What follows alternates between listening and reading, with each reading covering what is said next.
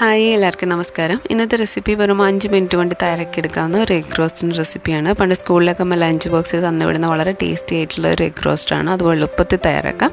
ആദ്യം തന്നെ ഒരു പാൻ വെച്ച് ചൂടാക്കുക. അതിലേക്ക് 1.5 ടേബിൾ സ്പൂൺ വെളിച്ചെണ്ണയാണ് ഒഴിച്ചു കൊടുക്കുന്നത്. വെളിച്ചെണ്ണ നന്നായിട്ട് ചൂടായി വരുമ്പോൾ അതിലേക്ക് 1/2 ടീസ്പൂൺ കടുകിട്ട് കൊടുക്കാം. കടുകിട്ട് നന്നായിട്ട് പൊട്ടി വരുമ്പോൾ ഒരു ചെറിയ കഷ്ണം ഇഞ്ചി ചെറുതായിട്ട് അരിഞ്ഞാണ് ചേർത്ത് കൊടുക്കുന്നത്. അപ്പോൾ ഇഞ്ചി ഒത്തിരി കൂടിപ്പോരുത്, അപ്പോൾ ഒരു കുത്തൽ വരും. ഇഞ്ചിയിട്ട് നന്നായിട്ട് അതിൻ്റെ പച്ചമണമൊക്കെ മാറി വരുമ്പോൾ അതിൻ്റെ അതിലേക്ക് ഒരു 20 ചെറിയ ഉള്ളിയും കൂടെ അരിഞ്ഞത് ചേർക്കാം. അപ്പോൾ ഈ ഒരു എഗ് റോസ്റ്റിന് ചെറിയ ഉള്ളി തന്നെ ചേർക്കണം, സവാള ചേർക്കരുത്. ചെറിയ ഉള്ളിയാണ് നല്ല ടേസ്റ്റ് കിട്ടുന്നത് ഈ ഒരു എഗ് റോസ്റ്റിന്.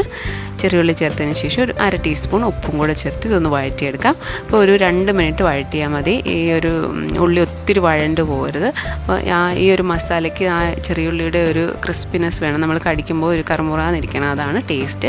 ഇനി കുറച്ച് കറിവേപ്പിലയും കൂടെ ചേർത്തിട്ട് നന്നായിട്ടൊന്ന് ഇളക്കി കൊടുക്കുക. അപ്പോൾ കറിവേപ്പിലയൊക്കെ ആ കടുവ് ഇറക്കുമ്പോൾ അതിൻ്റെ കൂട്ട് ഫ്രൈ ചെയ്താൽ കുറച്ചുകൂടെ ടേസ്റ്റ് ആയിരിക്കും. അപ്പോൾ ഞാൻ ആദ്യം ചേർക്കാൻ മറന്നുപോയി.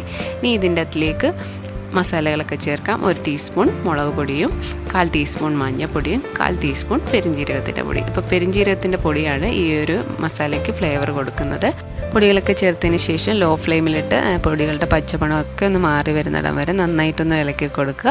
അതിനുശേഷം ഇതിലേക്ക് ആ മസാലയൊക്കെ ഒന്ന് പിടിക്കാൻ വേണ്ടി ഒരു 2 ടേബിൾ സ്പൂൺ വെള്ളം ഒഴിച്ചു കൊടുക്കുക. അപ്പോൾ വെള്ളം ഒത്തിരി കൂടിപ്പോരുത്. മുട്ടയിലേക്ക് ഒന്ന് പിടിക്കാൻ വേണ്ടി കുറച്ച് വെള്ളമാണ് ചേർത്ത് കൊടുക്കുന്നത്.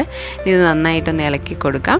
അതിനുശേഷം ഇതിലേക്ക് 3 മുട്ടയാണ് ചേർത്ത് കൊടുക്കുന്നത്. മുട്ടയും കൂടെ ചേർത്തിട്ട് നന്നായിട്ട് ഇളക്കി മുട്ടയിലേക്ക് മസാലയൊക്കെ ഒന്ന് പിടിക്കാൻ വേണ്ടി നന്നായിട്ടൊന്ന് ഇളക്കി കൊടുക്കാം. അപ്പോൾ നമ്മൾ ഒഴിച്ച വെള്ളമൊക്കെ നന്നായിട്ടൊന്ന് വറ്റി വരണം. അതുവരെ നന്നായിട്ടൊന്ന് ഇളക്കി ഉള്ളിയൊക്കെ നന്നായിട്ട് ആ വെള്ളമൊക്കെ വറ്റി ഒന്ന് റോസ്റ്റായി വരണം.